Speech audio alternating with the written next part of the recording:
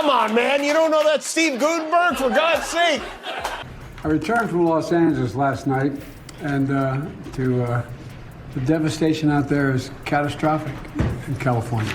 So today I'm announcing that the federal government will cover 100% of the cost for 180 days. This is going to pay for things like debris and hazard material removal, temporary shelters, thousands of houses, schools, businesses burned to the ground, communities wiped out, lives lost, families forever changed. They're the worst fires to ever hit Los Angeles, ever. What if I told you Trump thinks he's the ultimate problem solver but can't even solve a Rubik's Cube? What's happening is people take their keys with them as if they're in a parking lot.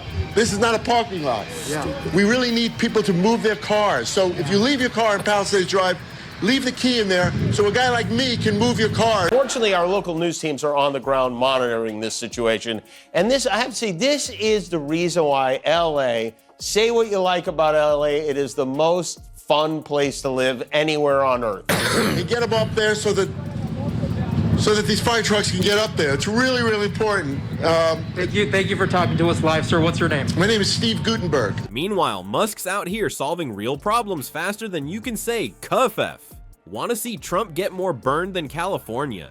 Jimmy Kimmel's got the matches, and we've got the footage. It's gonna be huge. Before we move on, I'd like to ask you a small favor. If you appreciate this content, please take a second to like this video and subscribe to the channel. Over 98% of you watch the videos without subscribing. It costs you nothing, but it makes a huge difference to us. So, did you click the subscribe button? Great. Thank you so much. Now, back to the video.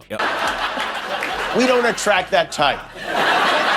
The LA Marathon is more difficult than marathons in other cities because we don't actually close the streets here. Since the traffic is stopped anyway, we just run on top of the cars. First responders' salaries, and all necessary measures to protect life and property. Yesterday, another major sporting competition came through Hollywood, the LA Marathon. Did anyone in our audience run in the LA Marathon? No, of course not. At some point when humans can successfully contain the fire and secure the area and all that stuff and care for the evacuated, it's a humanitarian crisis. Imagine this. Our friend Trump has a brilliant idea while he's relaxing at Mar-a-Lago. Most likely dunk his elbows in a bucket of KFC. California's wildfire problem will be resolved by him using the biggest, most beautiful water system, because it seems that firefighters have been using super soakers to fight infernos for a long time. Who could have known? Meanwhile, California is literally on fire in the real world, where deeds do matter. And who comes to the rescue? Not Trump, but Elon Musk, the world's favorite billionaire space cowboy, is the one with the magical H2O fantasy. He may as well be wearing a cape, even though he isn't, likely just sporting his Occupy Mars merchandise. It's going to unfold right now as we're seeing it, and we don't have the resources we should have, and those were political decisions that happened years ago. We did lose a beloved American over the break. President Jimmy Carter passed away at 100 years old.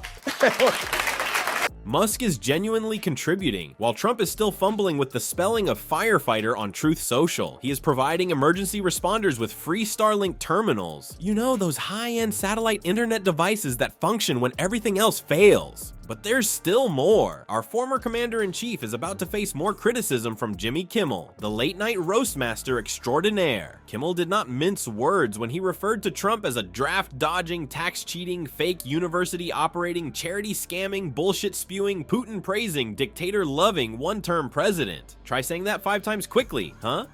Kimmel went for the jugular just when you thought he was finished. He made a joke about Trump's purported gas issue, implying that the former president might want to increase his intake of vegetables. I suppose his digestive system isn't benefiting from all those hamburgers. Let's return to our story of 2 problem solvers though. Trump is on one side, continuing to boast that if he were in power again, he would make everything better. However, Musk is the one who is genuinely helping people in need. It's like drawing a comparison between a real fire department and a child pretending to be a firefighter with a garden hose. As if the humor couldn't get any hotter than the wildfires in California, Jimmy Kimmel arrives brandishing a flamethrower at Trump Tower. The late-night comedian isn't holding back and is serving up a roast so hot that it looks like a church newsletter on Trump's Twitter feed. Kimmel begins by mocking Trump's ingenious proposal to rename the Gulf of Mexico. It seems that putting America on something magically fixes all of its issues. Kimmel responds, "You spent 2 seconds thinking of it. He still has no healthcare plan." Aw, it appears that a comedian just taught Trump geography. But there's still more. Kimmel is just getting started, and his jokes are as hot as the summers in California. He criticizes Trump's alleged ability to put out wildfires, implying that selling marshmallows bearing the Trump logo would be his solution if the Orange Man were still in power. If you were still in charge, your solution to the fires would be selling Trump-branded marshmallows, Kimmel quips. Because after all, what better way to demonstrate that I care about natural disasters than to make money? There's more to the comedian. He's delivering zingers more quickly than Trump can say fake news. Kimmel even brings up Elon Musk in his jokes about a possible Trump-Musk partnership. Let's not pretend Linda McMahon and Diane Hendrick are supporting you out of patriotism. They're probably just waiting for you to build a space casino with Elon, Kimmel says. A casino in space? That's what I mean when I say reaching for the stars.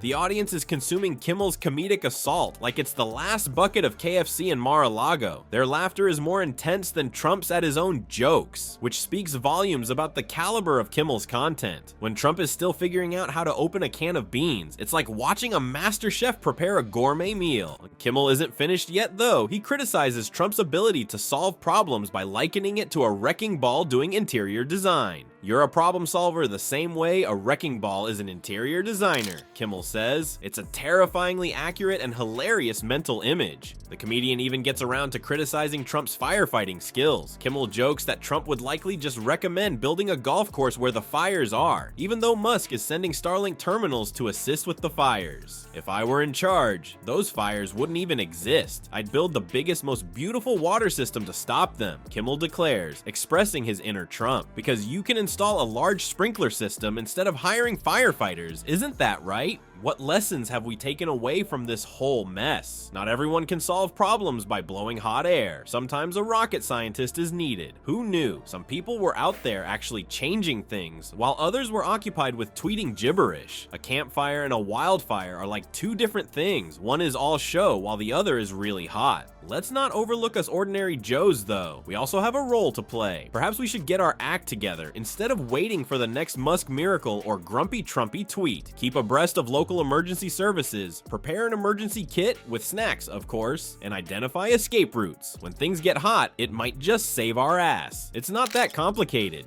Folks, keep in mind that solving problems isn't about who can yap the loudest or make the most extravagant water system promises. It all comes down to who actually delivers the goods. Therefore, perhaps we should spend more time searching for real solutions and less time on Twitter the next time there is a crisis. From your friendly local comedy news show, just a thought.